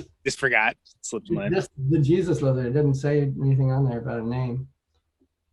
I think Blue is it's also an interesting record because you have Jim instead of Mac, right? I mean, it's sort of like, they're very, very awesome drummers, but they're not the same drummer. They're different. You guys a couple times around that. In fact, I saw you one time at Sacramento, place like the size of my living room. It was great, but it was it was like one of those things where it's like, why is this happening in Sacramento? That's speaking to someone that came from Modesto, by the way. Like I was pleased, but do you think was Andy Gill cool to work with? I mean, R.I.P. Oh yeah, it was a blast. We became good friends in that short time. At the time I was living in Indiana, about 50 miles away, and so we, instead of leaving at midnight and coming back at 9 a.m, we set up this little room. It was like my apartment. I had a microwave and a toaster oven and a little dorm fridge and all that stuff, and just stayed at a friend's house in Chicago for the weeks, and then would come home for a day. But Andy and I would go out after recording a lot, and it was really fun. We really kind of hit it off. I had this little Ford Ranger pickup truck, and Andy had never heard Rakeman, and I played some Rakeman for him, and I don't remember what song it is, but it starts out like and Andy goes, that sounds like me. and then the song progresses on a little further, and he goes, that sounds exactly fucking like me. And so I called Steve and I said, Andy Gill thinks that you owe him some money. And Steve said that when he first saw Gang of Four at whatever place in Chicago, that he gave John King $1 and said, give this to the guitar player. He already paid you, Andy. Oh, Steve, that's good. That's a good bit. That's awesome. And then when this is just whatever. When Andy died, I didn't reach out to his wife because I knew that she was just being inundated with all this kind of crap. Sure. But yeah. 2 days after he died, she called up and said, are you going to be able to make it to the funeral? And I said, I can't. And she told me that he was one of the favorite people he ever worked with. Oh, wow. Wow. No. And that guy's done a lot of stuff too. Yeah, I know. That really, that kind of got me. I mean, damn, dude, that's awesome. I mean, it's heartbreaking. We had a lot of fun. Yeah. So well, and I don't want to skip past. I think Shot's a really good record too. I think Shot is also underrated. Not as probably underrated as Blue. I think Blue is probably the most misunderstood. But that was Garth, right? That was produced that one, right? I mean, what are your thoughts on that record? Do you think is it what we wanted to be, or? I like it. I think it's a good fucking rock record. David Sims definitely feels like if you want to hear what he thinks the Jesus Lizard should sound like, that's Shot.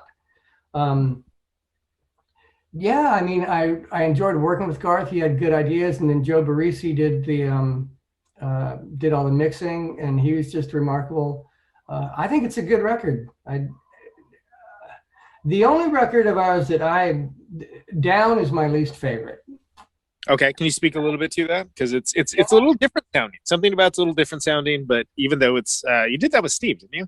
That was Yeah, but it sounds like there's a pillow sitting on top of the speaker. It just sounds and the songs. What are the fucking songs on that record? Which one? the Fly on the Wall. That's The Associate. That's another good one. Elegy's on there. You mentioned Elegy earlier. That's a. Oh yeah.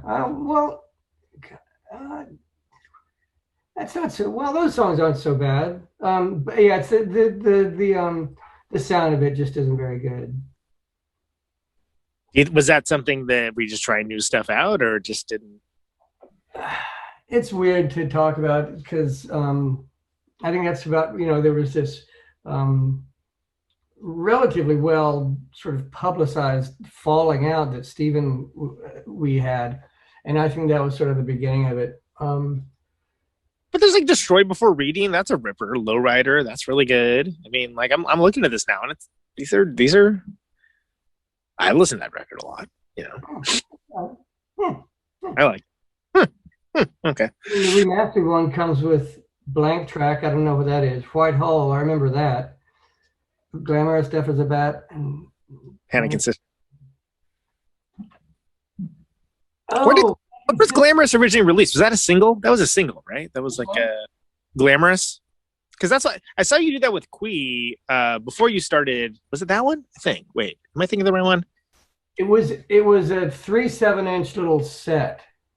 Yeah, I used to have it. I think an ex-roommate stole it. And then there was also, I think it was the first song on the Show album. That's what I'm thinking of. Is it's on Show? Because I had that cassette got heavy play in my Walkman. So I know it from there. But that's the album version, and that's there's some good stuff. So do you feel like so ending with the original run without the I think you called it the reenactments earlier, right? Like it ends with like Blue, then there's like the Bang, which is the odds and sods. Like here's all the other stuff. Here's the trio songs that David doesn't like that's around here. That stuff. At that point, do you feel? Because you had you decided you were going to do acting at that point? Was that already kind of decided for you, or you sort of trying to figure things out? No, I mean I had done a couple of itty bitty tiny movies in Chicago before that. Where you're the pilots and was the video game? What was it? I'm trying to remember. Doesn't matter. Oh yeah, that never came to fruition. No, what was it called? Dueling Firemen. Yeah. Timothy Leary and Steve Albini and Buzz was in it, and Dolomite. It's a horrible shame that it never came to fruition. Yeah, it's like an all-star thing. Like, would have been amazing, right? But then, the band broke up, and I started doing photo retouching for a living, and I was doing it for marketing companies, and it just disgusted me. Like, I love photo retouching and make this look better, but if it's an indoor display for Lay's potato chips with John Madden, no thanks. And so we decided to move to LA, and I said, I can keep doing this stuff and maybe do some more acting, and that's what I do: photo retouching and acting. And I was one of the people that I was a big Quee fan. I played with a bunch way before you ever played with them. And I'm a big fan of Matt and Paul and the world that they've created for themselves. Yeah. It was when you started playing with them, that was definitely another like, oh, that's cool. Like that's a cool thing that's happening. That's awesome. So I think I've had Kronk on the show, and I think he might have told the story. But let's say I haven't, and would you mind just telling the story of meeting the Quee guys and how that came to pass for that brief moment of time? I don't remember how we met. You played the guest with them, I think, if I remember correctly, for like the first show, right? Yeah, we had become friends, and they asked if I would do a song with them or something, and I said, yeah, sure. And we worked on it, and then we worked on, you know, maybe another song and one other song, and then because those guys are exempt. Well, I guess the Jesus Lizard Boys are too, but those guys are incredible musicians, and I'm not. And so, you know, when they're doing things that, you know, with harmonies and splitting keys and whatever shit, like, I can't play with you as far as that goes. And, you know, didn't work. But it was a great experience. Well, I think with that Love's Miracle record, one of the things that I think was kind of an almost untold story with that is that it kind of seemed like you were pushing yourself vocally to try different stuff, and it worked. I thought it worked. Yeah, thanks. They did teach me stuff, and then some years down the line, this is an interesting story. Chris Novoselic got in touch with me and said, "Hey, we're going to be doing this thing at the Experience Music thing in Seattle with you know, me and Grohl and Pat Smear, and we want you to sing." And I was going, "You're out of your fucking mind." And he was serious. He thought that Kurt would have chosen me to take his place. Oh. And so it was going to be the first time that Nirvana had done anything since Kurt died. And so they gave me a set list, and I sort of started working on it. And I was going, I can't do this. And I hired Paul the guy from Queen, to give me vocal lessons, which he did for, I don't know, man, 2 or 3 months. And then they decided to have a bunch of girls do it instead. Oh, right, because that ended up being the thing that they did. Yeah, I remember. That was cool. You know, it was a neat idea, like have you know, female voices and stuff. But because the world would have been going, what the fuck is that weird little old guy singing Kurt's parts? You know, what is that shit? You know? What is this guy supposed to be here? Doing singing Nirvana songs. Wow, that would have been. I mean, but again, you're not going to get everybody with something like that. But holy moly, that would have been. I mean, again, that would have been like, wow, that's a cool thing that's happening there. Huh, interesting. I wouldn't have expected that. I was pretty excited about it. We only got to we practiced once with Chris and Buzz and Dale, and outside of that, I just Paul, like Smells Like Teen Spirit. He's singing a lot higher than it seems like he is. Yeah. Yeah, and I can't really sing that high. That's pretty wild. That's man. That's think of Sliding Doors, like that. Like Gwyneth Paltrow vehicle. Did you ever see that movie? Which one? Sliding Doors. No. Oh, like, so it's a Gwyneth Paltrow movie, and she's just like, she's getting on the subway, and like she doesn't get in a car, and so doesn't get in a subway car. Like the door closes on her, right, in one of them, and then it's like, oh, but in this other universe, she did, and like her life is completely different because of it, you know, et cetera, et cetera. Anyway, it's a decent movie. It's a poor description of it. Sorry, I should be a little better at that, but especially if I'm going to use it as a now. Yeah. So then, can you? And you talked a little bit about it, but can you talk a little about how you can be doing the Jesus reenactment shows and just as a commentary before it? I saw you guys a lot. I saw you guys a lot back in the day, big places, small places. And I thought, if anything, maybe you guys were a little better on the reenactment shows. Thanks. That's what everybody said. And I mean, see, I attribute, at least as far as my part's concerned, I attribute that largely to Paul helping me with the vocal lessons, because I think I can sing better now than I used to. Right. And also, we, you know, in the old days, I was blotto pretty much every show. This time, kept a better handle on it. And Mac wasn't drinking at all. In the old days, he was drinking, and so it was a sort of sober version of us. And the way they came about, at least the first two, I don't know how many we've done now, like 8 or 13 or something.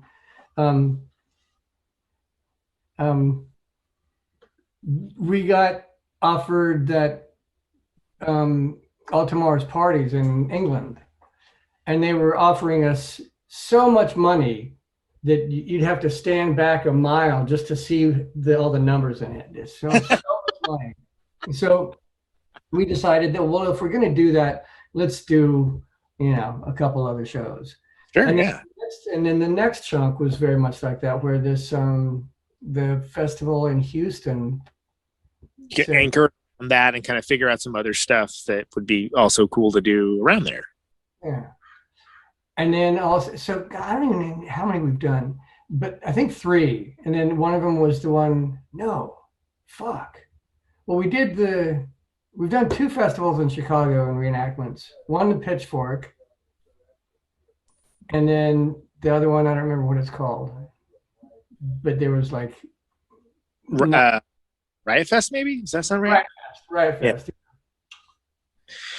And the coolest thing about all of those was the very first one, the one in Minehead, where, we had our old Whitney, our sound man, the greatest sound man in the world, and Botch was there, who has booked us and managed us the whole time, and all our girlfriends and wives and the kids and stuff were all there in England, and just had no idea how good, if it was going to be good or not, and people were crying. Yeah, I mean, yeah, Whitney and Botch were crying. It was a blast. Well, I mean, it's something where the music means so much to the people that it means something to, and that's never anything to be mocked or denigrated or even taken lightly. Like that's great. That's a mitzvah, right? That's a mitzvah. Yeah. And it just occurs to me that so many of those songs have entered like the pantheon, for a certain type of person, sure, of like just like the great rock and roll songs. When I say great rock and roll songs, like we talked about, like Bloodstains by like not Alice Dillon, fuck me, Agent. And like that to me is like, oh, that's a great rock and roll song, right? But it's, of course, I have my own, hey, so is Way of the World by Flipper, like I've got my own metric for those kinds of things. But there's entire new generation of people that never got to see it. Flat out, they never got to see it. They weren't old enough too, and they get to experience that, and they get to experience you guys hitting at your hardest, and it doesn't necessarily feel like the movie Rocky Balboa or anything where it's like a special set of circumstances, but it's cool to see. And like sometimes I feel like there is that kind of reunion industrial complex mindset, and that bums me out, but I never remotely got any of that from any of the G-Slitter stuff. It's like, hell yeah, that's awesome. That's awesome. Thank you very much. Did you have the what was it? It was in Chicago that there was that incident where you ended up you got dropped or something along. I wasn't there. I wasn't at that one, but that was a that was kind of a rough situation. It seemed like from afar, where I think you were crowd surfing and got dropped, or like something happened, somebody like landed wrong or something. There was an injury. It happened a lot of times. I don't know which one you're talking about. To be more specific. I guess what I'm driving at is that, like, okay, so you've worked with Paul, kind of trained your the Metro. Is that what you're talking about? I'm talking about the Metro. Yeah. What I was going to say is there's certain things that like the body doesn't bounce back like you used to could sometimes after a while. And, did you have any kind of like, fuck. I mean, obviously it's never going to be a good time if you incur an injury, but I feel like that was a pretty serious one. It ended up to be not that big of a deal. It just hurt like a motherfucker. It was bruised ribs, I think. But yeah, we were doing 2 nights there, 2 or 3 nights at the Metro. And so the next day we talked about it and said, well, can we play? And I said, I'll just sit on the fucking stool. And so I did that. It hurt too much. That sucks, man. It's And were you weren't there, were you? No. I wish I was, but not because you were injured, but I wish I had been at the show.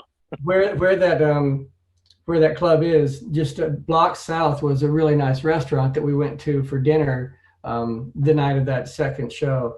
And I had a filet mignon and whatever, and it was really great. Nice. But the pain pills I was taking made me throw up all the time. And so I had this great meal, and we're all walking out, like, talking, and immediately I just throw up in a trash can on the corner. That's life's way of keeping you humble, I guess. I don't know. That's just a bummer. I'm sorry to hear that.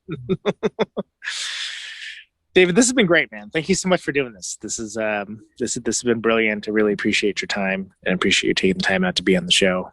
Can folks, is there anything folks should be looking for from you coming out soon, or that they should be aware of?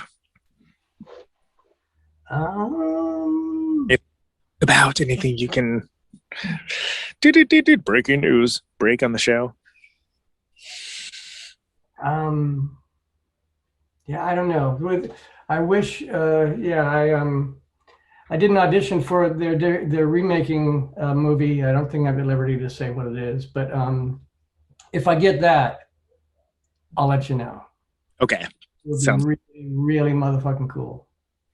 All right. Well, whatever it is, you will have the positive energy of all the listeners of the show, as well as myself. Yes, everybody. Oh, whatever you have to do. Dear God, please help make sure David gets that role. This is the Tinkerbell moment. So, David, last thing on the show. It's the only canned question I ever ask anybody, and you can choose to interpret it however you like. But why do you do what you do?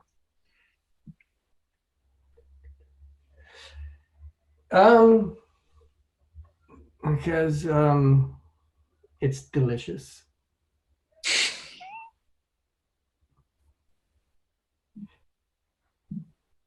Nice.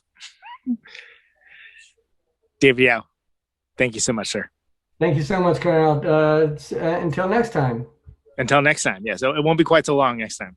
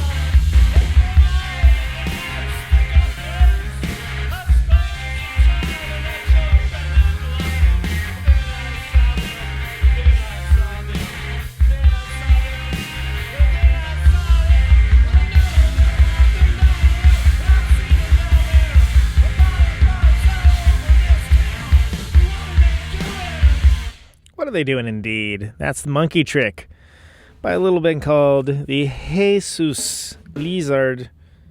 Maybe you've heard of them. Featuring my guest, Mr. David Yow. Hope you guys enjoyed that. I certainly did. What a cool guy. That was great. I think. It was great that he came back on the show. Well, probably shouldn't be that long before he's on again. He's a busy dude. Learned a lot. Hope you did as well. All right, so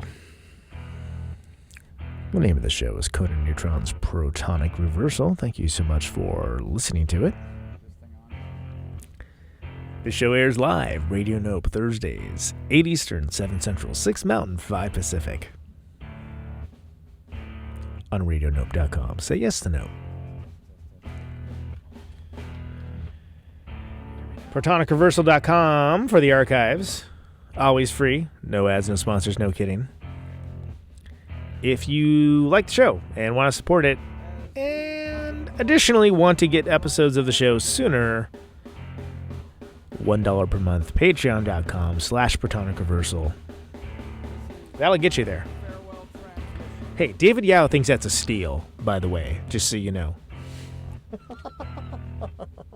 Signing off.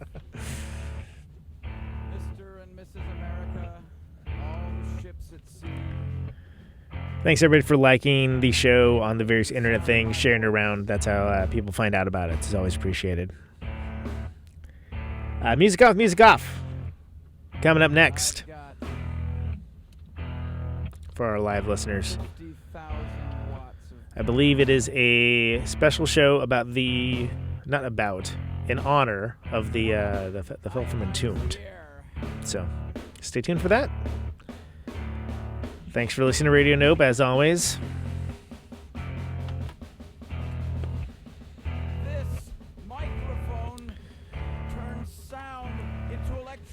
Stay safe out there. Can you hear me now? I'll check you later. Route 128, you're dark and lonely. I got my radio on. Can you hear me now? Can you hear me now?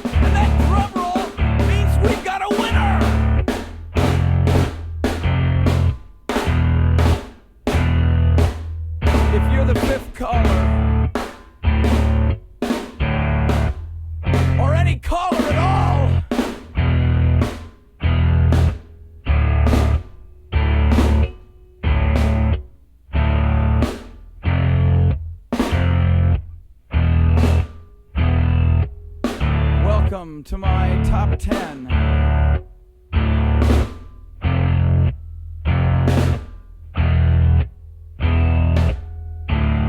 I'd like to thank our sponsor. But we haven't got a sponsor. Not if you were the last man on Earth. She was prepared to prove it. This one goes out to a special girl.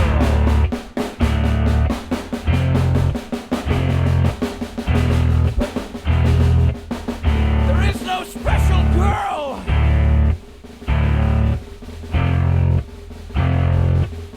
It's the end of radio. The last announcer plays the last record. The last what? Leaves the transmitter. Circle the globe in search of a listener. Can you hear me now? Can you hear me now?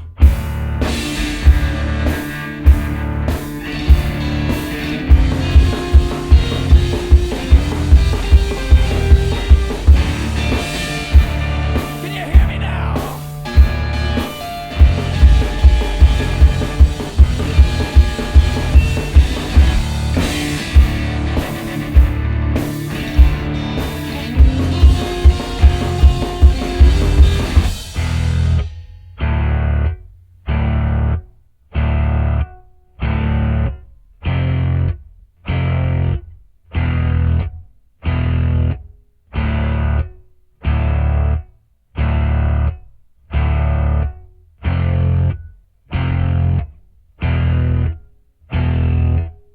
Is it really broadcasting if there's no one there to receive? It's